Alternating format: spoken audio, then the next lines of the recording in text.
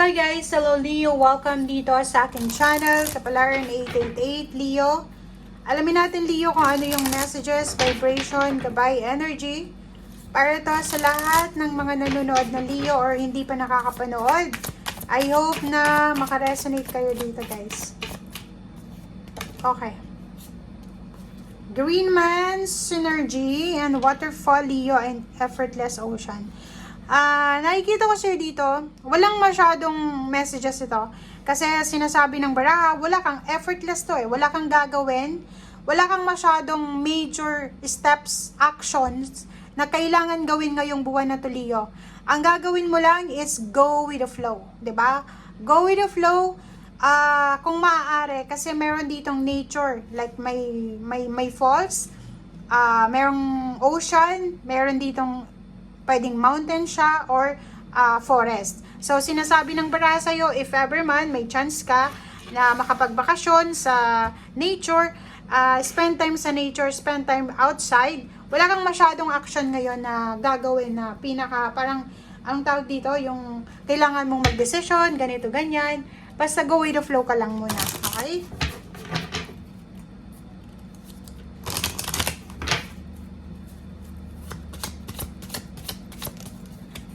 Okay. Life purpose. Manifest your dreams. Number 22. So, balance. So, nakikita ko sa'yo dito, while waiting siguro or while nagpapahinga ka ngayong buwan na to, kasi it's your birthday month, diba? Happy birthday sa inyong lahat. Sinasabi ng bara, reverse yung abundance. Sinasabi sa inyo, Leo, na while waiting sa kung ano man itong hinihintay nyo, siguro ang kailangan nyo sa ngayon is makapagpahinga. Okay?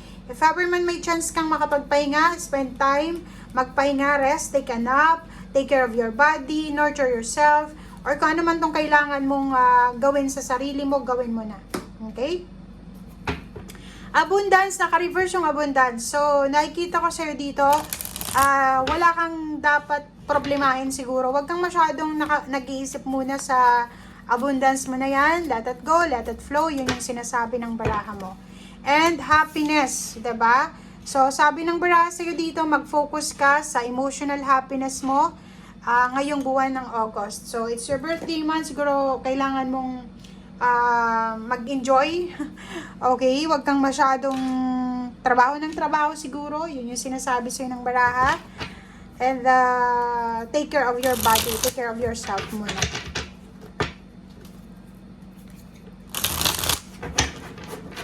Relax daw, relax. It's your time to relax daw. Nakikita natin, masaya ka naman. Punong-puno ka ng pag-asa ngayong buwan ng Agosto. Oh, sorry. Okay, 7 of Torches. Nako, mag-iingat ka kasi ang dami-dami sa inyo dito ang mai-involve sa competition. Competition, pag-aaway, sagutan, confrontation, or kano pa man. So, yun ang kailangan mong iwasan dito. Tawag dito,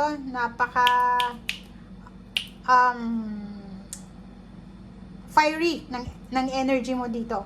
7 of Torches. So, ingat-ingat tayo. Okay? The Tower. So, yun. Kailangan mong mag-ingat na magkaroon ng kaaway, kasagutan, kakumpronta, or kano pa man sa buwan ng August. Judgment. Nakikita natin dito na may isang decision making ka na kailangan na gawin. But make sure na yung decision na gagawin mo is hindi siya makakasira ng pamilya, hindi siya makakasira ng sarili mo, or ng ibang tao. So, lumabas ka sa comfort zone mo if ever may kailangan kang gawin.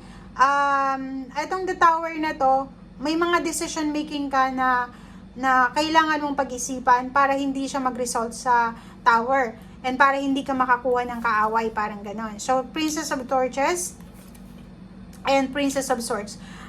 Yun, wag kang magpadalos-dalos kasi may tendency dito, Leo, na pwede kang gumawa ng desisyon ng hindi mo pinag-iisipan dahil sa sobra kang excited. Etong Princess of Torches na to, siya yung parang pakiramdam na sa sobrang excitement mo, hindi ka makakapag-isip ng tama, gagawa ka lang ng gagawa ng desisyon ng hindi mo pinag-iisipan. Etong Princess of Torches naman, I'm sorry, Princess of Swords, yung decision making mo is base sa emotion mo. So, make sure na this month ng August, since aggressive month, okay, ingat-ingat ka kasi pwede kang maging aggressive na pwedeng mag-result sa issue or kung ano pa man. Magician, everything happens for a reason. Nakikita natin isang magical opportunities ang pwedeng mangyari sa buhay mo. Negosyo, pwedeng may iba sa inyo na magsisimula ng negosyo, may collaboration, may new beginnings tayo dito. Nakikita mo to na Three of Pentacles. Sinasabi ng baraha na may possibilities dito ng collaboration. May mga tao na pwedeng makatulong sa'yo. Isang milagro ang mangyayari na pwedeng magkaroon ka ng lump sum of money, diba? So, itong magic na to na sinasabi ng baraha is either money, relationship, spiritual, may parang magpuproduce, diba? Magbo-blossom na source, diba? So, comment down below guys if you resonated. Zero the Fool, yun. So, it's a confirmation guys na may magsisimula. May risky decision ka na gagawin or pwedeng may risky na situation na kailangan mo mag-decision. Kaya lumabas tong dalawang to kasi kailangan mo pag-isipang mabuti. Okay? Risky, pag-isipang mabuti. Strength. Okay. Good health. Nakikita ko sa'yo dito na financially, yun yung focus mo. Ang focus mong this month is yung magkaroon ka ng financial health. 'Di ba? So, good health, financial good health. Makaipon ng pera. Or, ang nakikita ko sa'yo dito, Leo, is yung dapat this month, makapag-ipon ako ng pera. Dapat, simula this month is, makuha ko yung perang ito or ganito, ganyan. So, Eight of Cups, nakikita ko sa'yo dito na may kailangan kang gawin, may kailangan kang simulan. May mga Leo ditong pwedeng makapag-desisyon na lumipat ng bahay, lumipat ng trabaho, ng business, mag-abroad dahil gusto nilang tumaas yung sweldo nila. O, pag-asa to, is a confirmation, Leo, na sinasabi ng baraha sa'yo dito na may pag-asa na mararamdaman ka, maraming magsisimula, maraming pwedeng dumating sa'yo na pwedeng magbigay sa'yo ng alam mo yon, yung urge or yung energy na kailangan kong gumising ng maaga kasi kailangan ko ng magtrabaho or parang kailangan kong maging malakas para gumising ng malakas, parang ganun. Okay, Six of Cups. Be careful kasi may mga gustong pumasok sa buhay mo. Ingat-ingat din kasi mayroong mga Leo dito na masyadong nakafocus sa mga past nila, yung mga nangyari sa nakaraan. Huwag kayong masyadong mag-focus doon. Kailangan nyong mag-focus sa kasalukuyan. Princess of Pentacles, and then the Hangman na reverse. So, sinasabi ng baraha sa'yo dito, Leo, may mga nakahang dito na mga opportunities.